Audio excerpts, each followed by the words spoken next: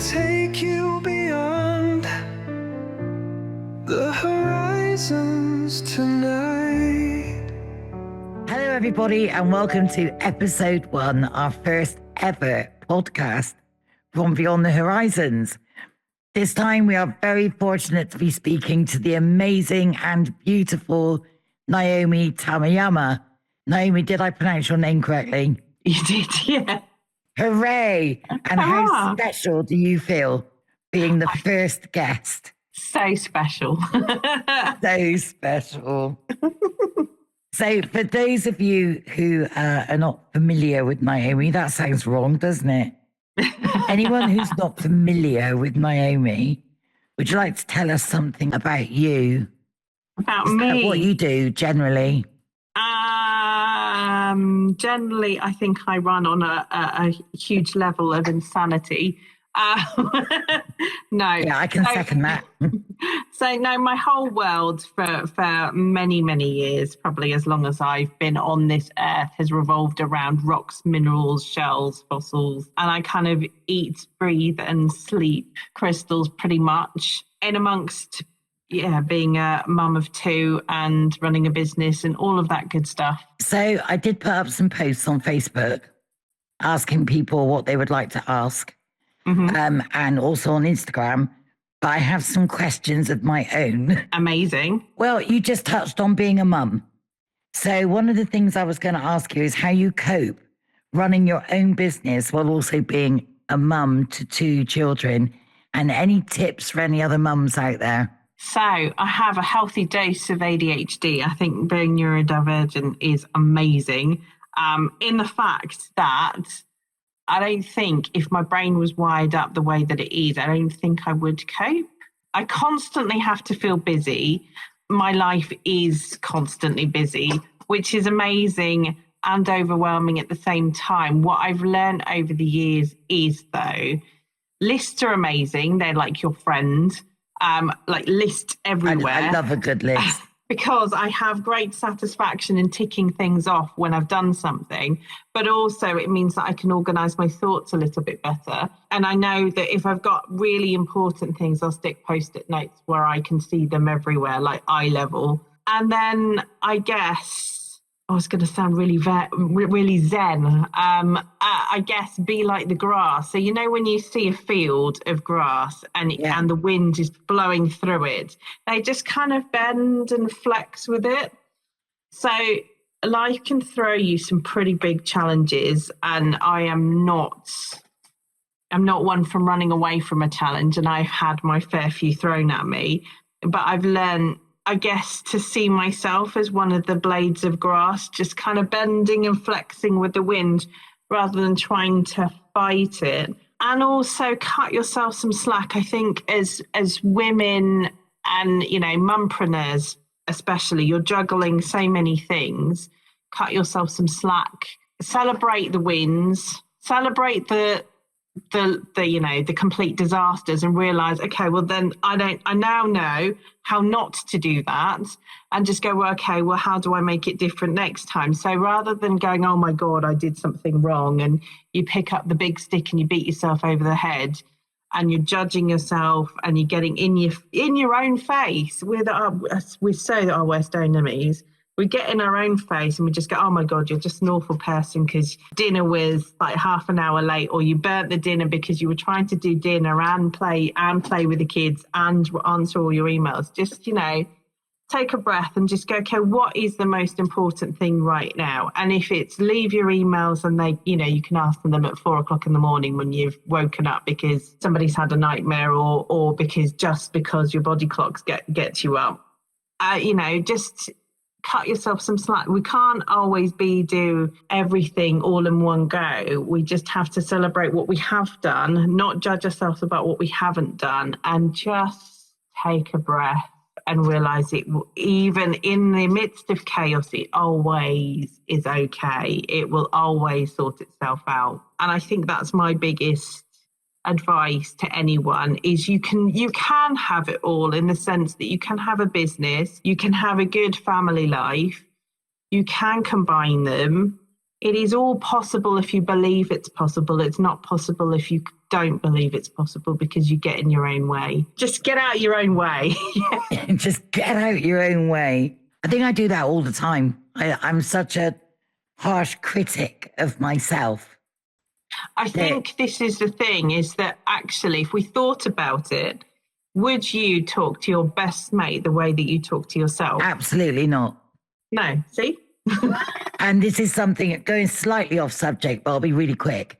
This is something that I realized the other day when I was thinking about looking after physical health. So for me at the moment, I'm trying to lose weight. Well, I am losing weight. It could be like getting enough sleep or just making sure that you do the things, eating properly at the right time and not just, living on snacks and caffeine, which is something that I've kind of honed to a fine art. And I realized that I treat my car better than I treat myself. Yeah. And I take better care of my car. And that's saying something. If you've seen the interior of my car, that's saying something. But I do. I would never dream of putting in the wrong fuel. I would never dream of driving it without screen wash, water, oil, checking the tires. I take better care of my car. Yeah. So I think that's a really valid point that you've brought up. So just quickly then from me as well, I'm going to combine two of these other questions about your passions: crystals, fossils, stones, minerals, shells, obviously something you're very passionate about. What are the passions and areas of interest that you have? And what keeps you so passionate about crystals? Do they not get boring after a while? I'm playing devil's advocate now. No. So yeah, I'm just about to write a post about, I've got a really, it's not boring, but it's not like the most special piece of sodalite. And I've just been looking at it because it's been sat on my desk because my boys have been in my crystal box. But this piece of sodalite has a story attached to it, as do all my crystals. And it was like the first piece of polished stone that I ever had. And I swapped it for a feather that I found at school. Amazing. Wow. Maybe it's because I'm neurodivergent and I just collect stories and I attach things to things. I kind of attach feelings and personalities to my crystals as well. So it's never boring. You can never have too many. You can never, so I have cake dar. If there's cake anywhere, I will know about it. I just, I'm like, I will tune into it and I'm like, there's cake there. I also have crystal dar. So I was driving my mum in Spain and I'm like, oh, that looked like a piece of amethyst. And she's like, I have no idea what you're talking about. And out the corner of, so I'm paying attention to the road, but whilst I'm driving, I'm like, oh, there's something sparkly over there. So I had to stop the car and walk, because it took a while to find a parking space, but walk like, I don't know, half a mile, I guess, back to this, where I saw this sparkly thing. And it turned out it was a rock shop and the whole wall was like a wall of amethyst. So yeah, I don't know. I don't think you can ever get bored because there's always something more to learn. There's always a new way of using them or something that's been discovered. Or I think if you love a subject enough, so I mean, for example, if you talk to my son about could he would never find it boring. He could talk the face off anyone about dinosaurs. And the same with crystals. I think crystals is such a vast subject as well, isn't it? It is, because you've got like the mineralogical side of it, you've got the gemology side of it, then you have like the geological side of it and the metaphysical side of it. And then when you're adding in fossils, you've got the paleontology and all of that prehistory. So there's so many different avenues that you can explore. I like all of it. I think as far as other passions, I mean, I love crafts, but I'm like a typical ADHD. I went through phases of going, oh my God, I've started this new thing. I've got all the stuff. And then like I'm bored with it, a couple of months later, or I've done something to death and I'm like, actually, I'm not even good at this. Why am I doing this? But I've been there. I had kids and then I got really quite hard on myself in the sense that I'm like, actually, just don't get another yarn because you're not going to have time to do it. don't get this new thing, because you're just not going to have time to do it, and you're not going to love it nearly as much as the crystals. So I focus all of my energy pretty much into the crystals, although I still have a very big love of circus skills. Circus skills? Yeah. So Tell me about your circus skills. So pre-children, actually, my last performance as a fire performer was when my son was 2, I think. Yeah, probably about 2. I used to perform at festivals, spinning fire. So yeah, and I still do hula hoop. I still play with hula hoops and poi, and occasionally show other kids and adults how to hula hoop and poi. And so yeah, I still really love it because it's like meditation for me. But other than that, I think other than absolutely loving spending time with my kids, I think I'm fairly sensible and a little bit boring. Hey, I'm gonna disagree with both those statements. Well, I've already found out something that I didn't know about you. There you go. Have you ever done fire eating? No. So my friends fire eat. No, I have done where you run the flame against your skin, so like you kind of, it looks like you're burning yourself. You're not. But I've never really fancied the idea of fire in the face. I've got a lot of hair and eyelashes, and I've seen accidents, and I'm just like, no, it's not for me. You value your eyebrows way too much. I do, yes. Right, let me crack on with one of the questions. Yep. It was asked. Lauren asked us, what is the best crystal to gift someone who needs their self-esteem boosting or building? Sorry. So I love this in the fact that self-esteem can be knocked for a few reasons. I'm going to give a few because it depends on their situation. So, for example, I had really low self-esteem because I had a lot of trauma in my childhood. So I took on the belief that all of my childhood trauma was my fault. So when I was working on my self-esteem, I needed things that would emotionally support. So I worked with a lot of things like watermelon tourmaline, cherry opal, all the ones that work on your self-belief, but also shielding and protecting that heart center, because you kind of need to nurture that inner child whilst you're processing and you're building yourself up from the inside out. If it's self-esteem because maybe there are people that are judgmental in work and you feel like you need a little bit more courage and assertiveness, then you might want to use something like carnelian, because it gives you a bit of oomph of energy. It's creative. It gives you courage. It helps stimulate your self-belief. If it's because your self-talk is not in a good, healthy place. So like I say, if a way to check in on that is when you are talking to yourself, and I hear that there are people out there that don't have a constant dialogue going on in their head, because I do. I constantly have this, but I hear that there are people that don't have this. So they're just weird, Naomi, don't worry. They are. So for people that when you're judging yourself and you're just thinking, oh my God, I'm just so crap, I should be able to do this. And all of these words, the question to ask is, would you talk to your best friend like this? If the answer is no, then your self-talk is not in a healthy place. And if that is then, because that does eat away at your self-esteem, because you're constantly putting that negativity in, and eventually you start believing it. So you believe this narrative that's not even real. If you wouldn't talk to your best friend that way, then why would you talk to yourself? Because you have to live with yourself for the rest of your life. Then things like blue lace agate or aquamarine are great for positive self-talk. They're also great for nurturing good communication and choosing better communication. So if you can, I had this conversation with my son today, actually, you cannot like how you've handled something, but that doesn't mean that you need to judge yourself over it. If you handled something badly, then all you need to go is, do you know what? I didn't like that, and I don't have to do that again.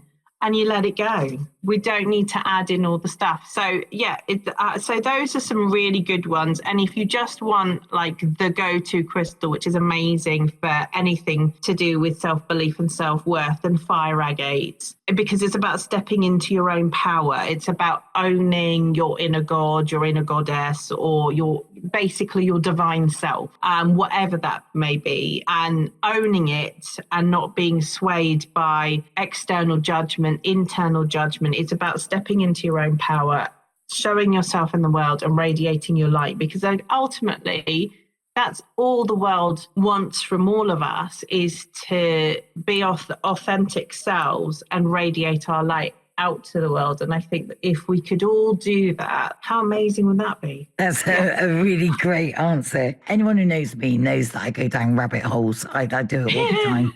I'd go down them for real if I could fit down them. But it made me think when you were saying about having conversations in your head, and I was thinking about ADHD, and I was thinking about being on the spectrum, and I suddenly thought, what if you're not on the spectrum? What if everyone else is on the spectrum and you're, in inverted commas, normal? Normal. I don't know. I've always got a piece of music running in my head. And I do have conversations. I have conversations with myself and different parts of my body. I'm currently learning about self-love. I'm kind of learning lessons about self-love. And I've been talking, I don't know if I should admit this, I've been talking to some of my parts of my body, my heart, and I don't mean in an emotional sense, I mean my physical heart, my kidneys. And because I've got a very visual mind, I see pictures of them, and they're often like little cartoon pictures. Oh my God, I love could that. draw them. I wish I could draw them. So when I saw my kidneys, for example, I saw them as being really parched with their tongues hanging out and beads of sweat on them in the middle of a desert because they were wanting me to give them water. And I've had a few conversations with people about that in the last couple of weeks. What if it's normal to think that way? And what if everyone else is? Crazy. You know, because I do think that we come down hard on ourselves. We're like, we do. You know, I have conversations in my head, or I talk to my teddy bears, or I assign personalities to inanimate objects. And that could be quite normal, couldn't it? It could be part of what our experience is and should be as a human being. Who knows? Yeah. Who knows? Anyway, let's go to the next question. So Scott asked, what are the best ways to choose crystals? I tend to go to the ones I feel drawn to. And what are the best methods to recharge your crystals? So can you explain why crystals need recharging as well? Okay, yeah. So everyone chooses crystals really differently. What I say is there's no wrong way to choose a crystal. I always say like the rule of three. So for example, if you're going to an event and there's a crystal store there, you know, go and see what you're drawn to and see what it is that you're picking up. And normally there's one that you keep going back to. If you picked it up 3 times and question what it is, and then hold on to it and see if you feel like it's like this feeling that you can't explain. You just know that you don't want to put it down and you don't want to leave it. So for me, I fell in love with this massive, massive crystal. I was at an event. It was way too expensive. I was there with my friend and I was like, I just can't. I can't buy it. That's just frivolous. Can't do it. I got a mile down the road, boomeranged round the roundabout. My friend was still there, and I was like, do you know what? Can I borrow the money and can I go to the bank down the road if we go and have lunch and pay you the money back? And she's like, yeah, sure. And I turned up at the guy and he goes, I was wondering if you were coming back for that. It just felt like it was pulling at me and I couldn't leave without it. I mean, I did, but I returned and got it. And I still have it now. I love it. But some people get like tingling in the hands. Some people get like hot, cold. Some people just like the shape or the color. I found that children often do this. But equally, I found quite a few neurospicy adults do this as well, that they'll pick them up and smell them. And they'll pick by scent. And it's not a sense that I have, but I also understand that some people as they develop, so when you're a child, and this is why children mouth, is that their touch, scent, your touch, your smell, and your sight, they aren't fully developed, so you can taste and touch and feel and smell colours and sounds, and it fries my brain, because obviously I've developed out of that and I don't have that sense, but some people retain it. So like people that can smell colours or hear colours. Yeah. And I find it so fascinating. And when there was a guy who was in my store, and I said, you're picking them up and smelling them. And he goes, oh yeah, I do this all the time. And he goes, when it's something I need to work with, it just has a smell. And I was like, oh, okay. And he's like, do you not have this? And I was like, no. And I said, but I love the fact that you shared this with me. So I'm learning all the time. Somebody else who also has a crystal business over in Suffolk, he is one for saying, if you are absolutely repelled by the crystal, then you must work with it. And for me, and I understand the principle that if something is really triggering you and triggering a response, it's often because there's something that needs to be worked on. My view is with that, though, is for some people, they're not ready to open that Pandora's box. They're not ready to let that stuff out. And actually, that can be quite a traumatic experience.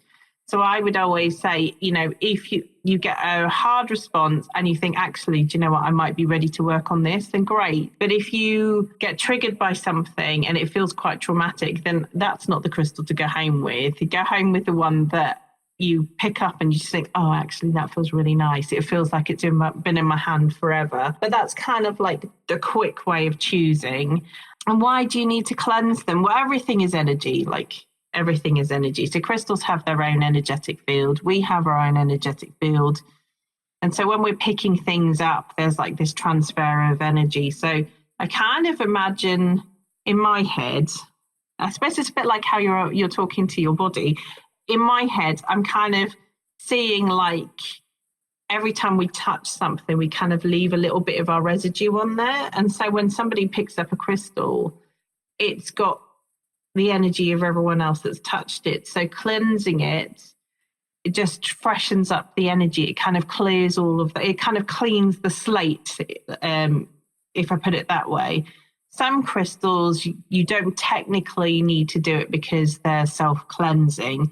But I just think it's a nice thing to do to anything, because it kind of forms a little bit of a ritual. You take it home, you give it like a nice cleanse, and then you hold it in your hands, and it's kind of like you saying, hi, my name's Naomi, and you going, oh, shaking my hand and saying, hi, my name's Liz. And, you kind of make a friendship that way with your crystal. And so when you have a journey with the crystal, you're kind of building this relationship. So charging them, so when you're cleansing it, so you're cleansing the energy from anyone else, from other people touching it, charging them, you can do it so many different ways. So like sunlight, moonlight, sound, burning herbs, so things like sage or Palo Santo, water, using other crystals. There are so many different ways to charge them. And it just is, some crystals will give their energy, and it's kind of like you get into a car and it's got a full tank of petrol, and you're driving and you're driving and you're driving and you're driving and you're driving, and then the oh my God, the red lights appeared, and you carry on driving. Eventually the car goes, well, I can't run on vapors, so I'm just going to conk out here, and you're stuck in the middle of the road going, oh, knew I should have gone to that petrol station. So when you fill it up with fuel, that's kind of what you're doing to the crystal's energy. So it's giving its energy, it's giving its energy, it's giving its energy, and it's like, oh, I can't run on vapors. And then it just feels different. Sometimes they lose a little bit of their luster. It's such a, I suppose a lot of people say it's such a woo-woo thing, but when you're working with crystals, you just know.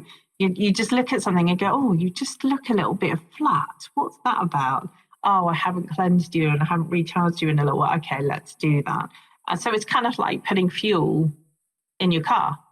You just do it. And that's something you need to do with all crystals then, not just... Yeah, so you don't have to do it with all of them. Again, some are self-cleansing and will recharge themselves because they don't. So like calcite's always changing energy. It's never giving without receiving. It's always like a constant flow. But I just think it's a nice practice to do for all of them. And you don't have to make it into a big thing. You can make it into a big thing if you like ritual and you like that all the bells and whistles. But if you're like me and you like things on the go because life is hectic, then, you don't have to make it into a big thing. I suppose that's a little bit like psychometry. Psychometry, that was exactly what I was thinking. Do you know, I haven't seen many people do psychometry, but I did watch somebody at an event many years ago. And so this woman came in wearing this ring, and she didn't say anything about it. She just handed the ring over. But the minute that person ran their fingers over the stones, over the top of them, they just said, oh, and then they outpoured all of this information, because that's really interesting. So it's almost like the crystal itself was helping this person pick up on the whole story. So I don't know. There are people out there that probably could. Yeah, I mean, now that I've thought about it, that is what psychometry is, isn't it? Mm. Yeah, we're talking about picking up on the energy of an object, but it's the energy that somebody else has put there. Yeah. It's fascinating. Rich did psychometry once. And amazing. it was one of the first things that he ever did. And it was the first time he'd ever done it. Wow. And he got so much information from this one object. I think it was a piece of jewelry. I can't remember. That's amazing. It's fascinating. Let's go on to the next question. Dean asked, while we're talking about Rich, who is the better dancer, you or Rich? And I already knew the answer to that one. Is obviously Rich. So his second question was, what is the best tool to take with you? I think he's talking about crystals. Okay. On a investigation or a ghost hunt. I suppose it depends what you want out of. Let's think about what you might want. So firstly, you might want protection. So for example, for protection. So protection, there are quite a lot of crystals, and then it depends on the level of protection that you want. So tourmaline is probably like one of the go-to crystals, tourmaline and obsidian. If it is to do with, say, for example, if you're doing an investigation of somewhere where your own ancestry may be based, then you may want to go for something like jet, which is great for a lot of ancestral work, but also, cord cutting and stuff, especially if you need to release things. If you want something really intensely protective, then I would say use something like pneumite. Could use shungite as well. So those are really good ones. If you want something that's psychically protective, then you could add in something like fluorite. But fluorite, as amazing as it is, if it's quite intense, will often shatter because it absorbs. It doesn't release. So if it's intense energy, is probably not the best. Yeah, if you know that you just want a little bit of psychic protection and you're bringing other protective crystals, it might be a nice one to add in. And then what about if you wanted to be able to open up more psychically or open up third eye communication? Lepidolite is a really nice one. The one that I think most people would go to is lapis. Lapis is a beautiful blue crystal. It often gets mixed up with sodalite because they sometimes can look very, very similar, especially the lapis that comes from Egypt, because it's got quite a lot of white in the matrix. The way to discern the difference is that lapis has flecks of iron pyrite in it. So if it's got no gold flecks in it, it's definitely a sodalite. But that one has been used for centuries. The ancient Egyptians used to revere it as a divine crystal of the gods. So you would adorn all of your headdresses and pieces, and they often used it for crushed up as pigments and eye makeup, which I wouldn't recommend because it is toxic when it's crushed into dust. But, they used to adorn all of their headdresses and stuff. And if you look at Tutankhamun's death mask, there's loads of it, of this blue crystal in there, because it was a way to contact the gods. So that's a great opening one. If you want something gentle but balancing, then amethyst is nice. So I would say amethyst, lepidolite, and lapis are great ones. If you were going on a paranormal investigation, is there a crystal that would give energy? Like ghost hunters often use things like EMF pumps, which will, put out energy to supposedly help the spirits have the energy to come forward and make communication. Is there a crystal that might help with that? You know, it's one of those things that I haven't really thought too much about. So my experience of the spirit realm is wanting to shield and protect spaces from grounded spirits and help them cross over. But when you're actually in an active investigation, that's not necessarily what you want to begin with, because you want to make that contact. So things that might be interesting to play around with, obviously quartz, because it's an amplifier of energy. Copper might also be interesting because that also amplifies energy. And I know some people, which is why often you see people with copper dowsing rods. Yeah. So copper might be quite interesting. Also, calcite might be an interesting one to play around with. So calcite absorbs negativity and changes it into positivity. So it brings a lot of light and positive energy to a space. So I don't know, maybe that would be something that's quite responsive.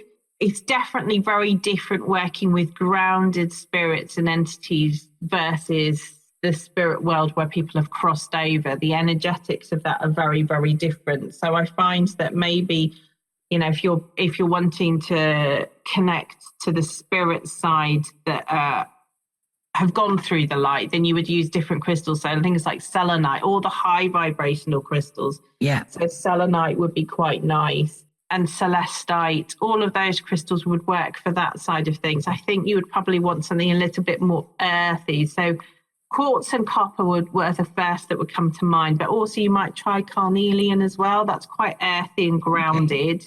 Okay. But also carnelian puts a bit of oomph. So it's good for getting, so especially if maybe you're in investigation, it's stagnating, it just kind of kickstarts momentum. So that might be I've got nice. some carnelian, so I might take it to our next ghost hunt and see how it I've got goes. One more question with regard to ghost hunts. Let's say that you do a paranormal investigation somewhere, or this could even be just in your own environment, that if you wanted to clear the energy that was there. I've done a lot of ghost hunts, both with the Beyond the Horizons team, the Ghost Hunters Extraordinaire, and also previous ones.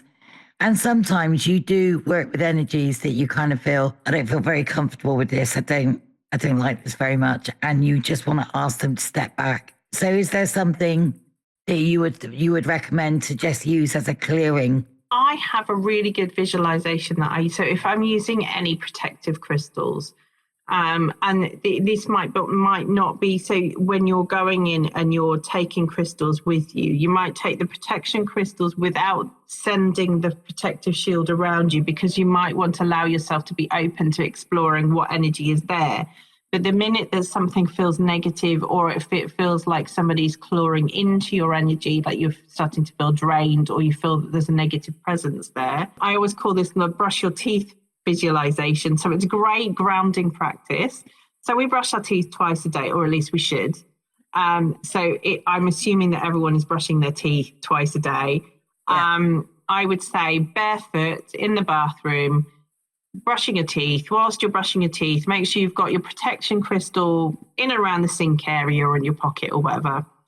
And then send roots out through your feet, and just imagine that you're a tree. So you're elongating your spine, you're sending the energy out into the ground. So you're putting your roots in.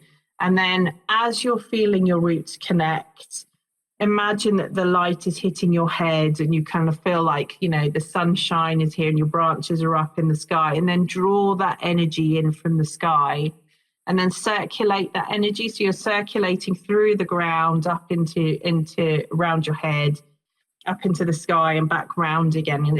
And all it is a grounding technique. But whilst you're doing that and you're in a nice grounded, calm space, you can't. So I like bubbles because they surround you. So then you imagine this circulation of energy. You then create a bubble around you, and you can use whatever color you like. So I like silver and gold because they're sparkly and amazing.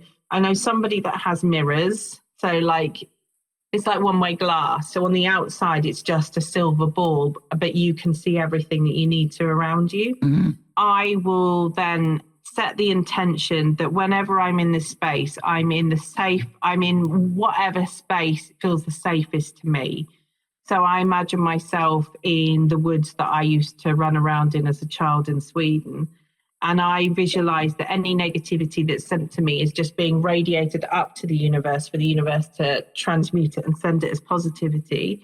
I know some people will send it back to its origin, but I often find when negative energy is being sent out, it often can't be processed by the place where it's being sent from. So I just send it up, and then my principle is then it will be sent for the greater good of everyone and everyone benefits. So I would then say, if you're in a situation, you suddenly think, oh, actually, this doesn't feel so good. You ask whatever it is to step back. Maybe they're still energetically in your space.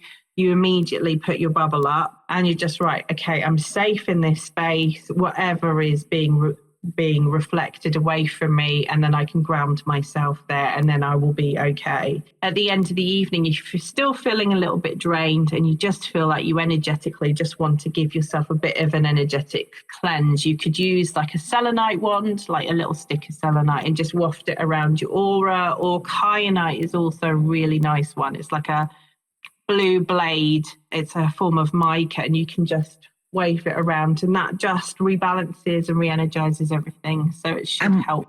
Would those be good crystals to use at home if the energy in your home just felt a little bit off? Yeah, I love kyanite. Kyanite is great for loads of things, but also selenite. What we call selenite in the healing in the crystal healing sphere is actually called satin spar. It's a type of feldspar, but I mean, if you ask anyone at a crystal shop, they'll call it selenite. Is amazing because it brings angelic light in, but it's also great to put around your electricals as well. That was really fascinating, Naomi. Thank you. I've got another 3 questions here. Yep. Some of them we've kind of covered, so I'll read the questions. Many of us have pretty crystals around the house. Are they okay just to be left there to do their job, or do they need any attention? So we have kind of covered this in the cleansing and charging, but is there anything else that you could add to that? So I think it's nice to, once in a while go and check out on your friends, make sure they're okay, give them a bit of a dust, just give them a bit of TLC, reconnect with them once in a while. I have loads, which means I don't do it as often as I would like to. But you'd never get anything else done, would you? And also I'll be like, ooh, pretty shiny thing. And I just get lost in it. Maybe making some sound, which we definitely always have sound in this house. So sending some sound like singing bowls or tingsha bells or drumming, anything like that. You can clap around them. It's just nice to just keep the energy flowing, keep them charged and keep them energized. If you do Reiki, you can send Reiki to your crystals. So yeah, you don't have to do anything. They will do what they need to do. You don't have to know exactly what they are because you intuitively chose them for what you needed. It's just how much time you have, and if you feel that you want to do something, you don't have to make it complicated. It doesn't have to be complicated. It can be as simple as you've got some crystals. They're in a bowl, you dip into them now and again, you grab what you need, and then, you kind of thank it when you put it back into the bowl, give it a bit of a cleanse, or just burn some sage around it once in a while. You can make crystal healing as complicated or as simple as suits your needs. And for me, I like a little bit of laziness. Coming from somebody who knows very little about crystals, are there crystals that shouldn't be next to each other? Are there crystals that work against each other? So there is an ilk of thought within the community, and it's not my personal view, that some crystals will have conflicts to each other. And so now I then have visualizations of, these like little tumblestone people running around like Lilliputians fighting each other because you're eating the egg for the wrong side. And that just doesn't exist in my world. I think, though, it's like that science experiment, where they try to teach you about equilibrium, so the balance of everything. The universe essentially loves balance. If you have 2 rooms and they're partitioned, you put loads of smoke in one room and nothing in the other. This room's really smoky, that room's not smoky. You remove the partition and you just allow time, and then eventually they're equally smoky. but in equal amounts, because because it reaches equilibrium. And so when you first bring a whole load of new crystals into a space, the energy is going to be like those rooms, a little bit up, a little bit down, working its way out. But I mean, I'm constantly bringing stuff in and out of the house, new orders coming in, orders going out, my own personal collection, Tor's collection, and whatever phrase bringing in at the moment. So there's always this flux of energy, but it never feels disharmonious. It always feels like quite a nice balanced energy. Maybe that's part and parcel of where we are energetically, but it's just been my experience that although the energy might fluctuate a little bit, I've never had an experience of conflict. That's really interesting, especially the way in which you explained at the beginning that you see crystals, in that you talk to them, you see them as friends, with quite a kind of visual side to it. And I was thinking, if you had a group of friends around your house, they're all going to be likely to be very different people. Yeah. With different energies, different interests, different viewpoints. And I guess that's really part of what keeps things vibrant and interesting, isn't it? Absolutely, yeah. From a social point of view. So yeah, it's like your crystals having a social life. Yeah, exactly. They probably have a better social life than I do. Definitely more than me. Our last two questions are both connected with healing. The second question also asks something else. So I'll ask the something else first. So she asked about healing, but then said to help with sleep, intention and intention setting. So I guess two separate things: crystals to help with sleep, crystals to help with setting intentions. Just a little subject for you there, Naomi. So sleep is really interesting because, for example, if you are struggling with night terrors or you're not getting quality sleep, amethyst is an amazing one for sleep because it helps improve quality. It also should help you get to sleep. It might not necessarily prove how many hours you get, but you should definitely feel more rested, and it's very good for warding off night terrors. If it's because you can't get to sleep or sleep is interrupted because of stress, then I would suggest, some soothing crystals like celestite, angelite, or blue calcite, or blue lace agate, because they're all quite nurturing, soft crystals. They're very supportive, and should help you feel less stressed. And if it's mind clutter, so like you're going to bed and you've got like next week's shopping list and all your to-do list, then which I think a lot of us neurospices can probably recognize, then have a block of post-it notes, write the important things down, and then have a bit of clear quartz and just say, you set the intention that I'm just going to focus on what I need to focus on, and all the other mind stuff needs to just dissipate. And then when I've woken up rested in the morning, I will have those key things in my mind and I'll be ready to go. And just setting that intention, which is kind of ties the two together, is really handy because you've told the crystal what it needs to do. You've told your brain what it needs to do. And then hopefully those two should work in harmony. So then you're kind of releasing some of that mind clutter. You've set an intention and you're working with the crystal energy. For general intention setting, it depends on if it's like intention setting as in goal setting, like manifestation. Crystals like topaz, especially imperial topaz, citrine, are amazing for setting goals and setting intentions. I mean, even honey calcite's also quite nice for that. Intention setting is you need to be clear about your intentions. Then optical calcite and quartz, because they're all about getting clarity and being clear about what it is that you're wanting to set an intention for. If it's a struggle to stick to or stay focused on the intention that you're trying to set, then it depends on what that is for. So, for example, if it's health, you might want to work with green aventurine. If it is to do with staying strong and focused on yourself and being grounded, then maybe something like tiger's eye or fire agate. So when it comes to people asking questions, I love digging in a little bit deeper, because once you dig a little bit deeper into actually where it's stemming from, then the crystals that you use almost show themselves, because you're like, oh yeah, it's this. So hopefully that gives a few for people to work with. Yeah, definitely. It's such a vast subject. And, speaking is music is what I know about, not crystals. Yeah. And if someone said to me, what music do I need to listen to get to sleep? I could suggest the obvious things to them, something which is slower in tempo to not encourage your pulse to race and stuff like that, and to slow your breathing. But actually a lot of it depends on personal taste, what you find comfortable to listen to, and the reasons why. Why are you struggling? Because it may be that you don't need a piece of music. It may be that you need to write things down. It is a massive subject, isn't it? Yeah, I think we need to do a whole podcast on sleep. Yeah. The other part of that question, and also one that Abigail asked, was as a healer, so both for self-healing and healing others, particularly as a beginner, what is the best way to start incorporating crystals into your work?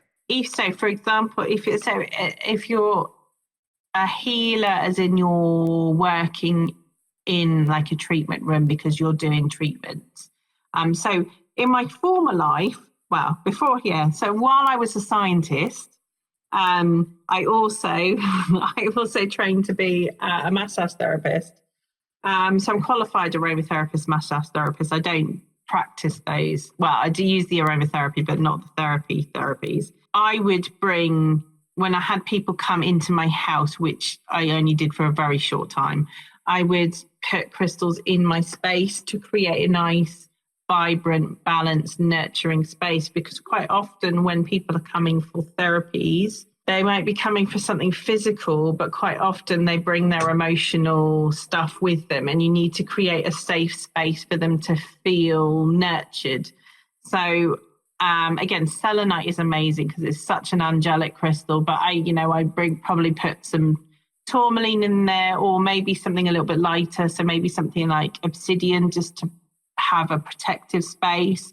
And then add in something like blue lace agate or blue calcite, which is nurturing and supportive. So you're kind of like energetically cradling the person in like a nice soft baby blanket of energy. So you're wanting to create that nice energetic space. So when I go out, although I'm not practicing therapies, my intent when I take my stall to the festivals, because I've got a 6x3 stall filled with crystals, I set the intention every time I set it up that energetically it will just give off a vibe that if people just want to come in and just have a little bit of that energy, they'll go away feeling lighter and supported. So that's my intention when I am setting it up. And then I just intuitively put crystals where it seems like they need to be. And so that's always the intention with my stall. If people just need a bit of a vibe, they can come in, they can browse, and they don't have to buy anything, and they can leave feeling lighter and happier at the end of it.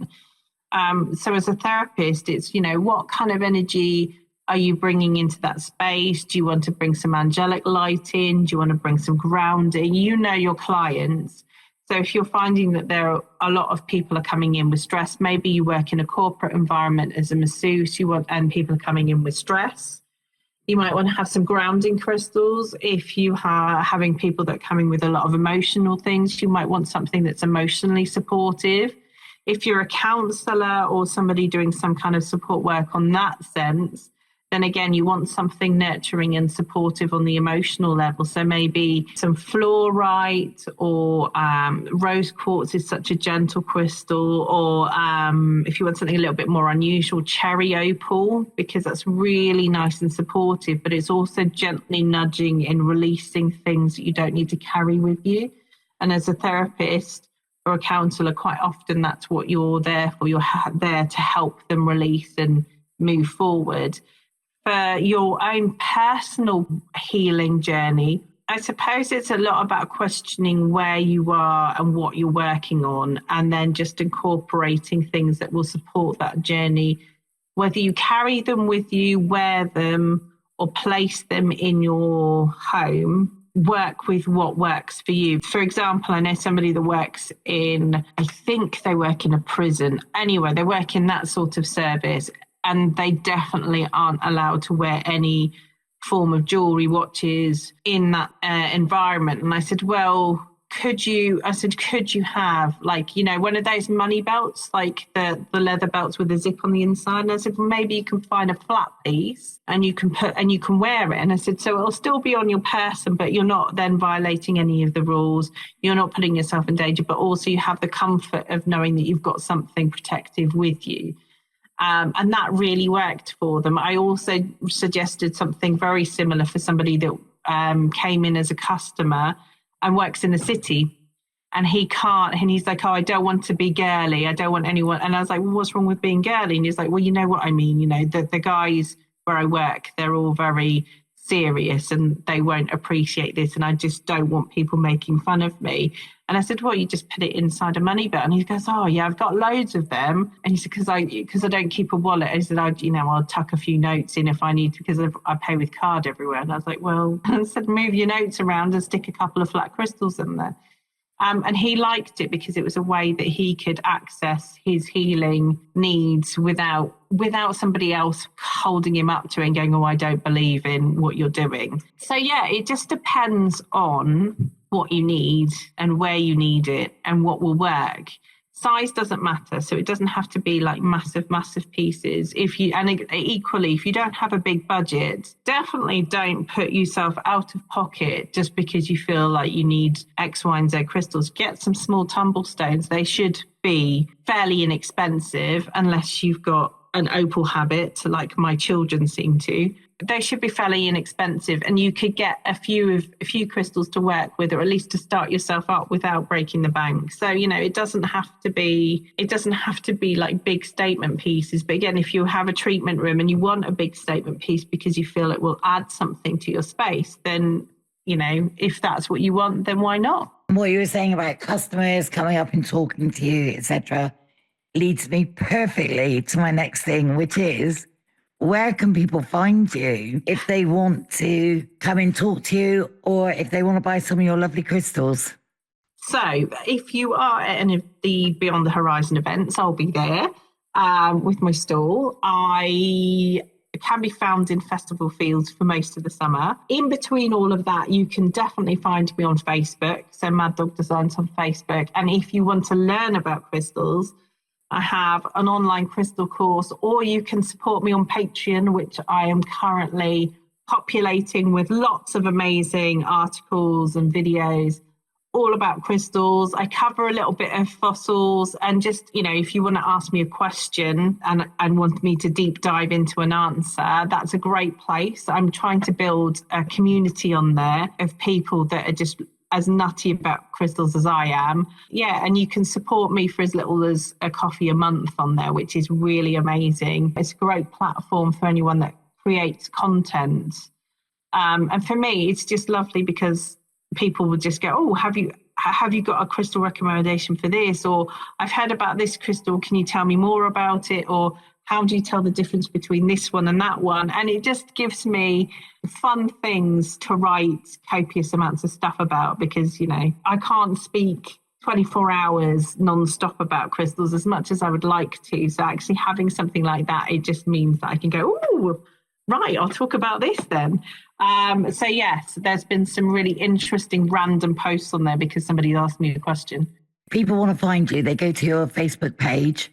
And then is your Patreon and everything on that page? So Patreon is literally www.patreon.com/maddogdesigns. But yeah, most of my links should be on my Mad Dog Designs page, and I'm constantly putting new stuff on there. And if you are into live shopping, I have Bargain Friday most Fridays. The only time where that doesn't really happen every Friday is festival season, and that kicks off next week.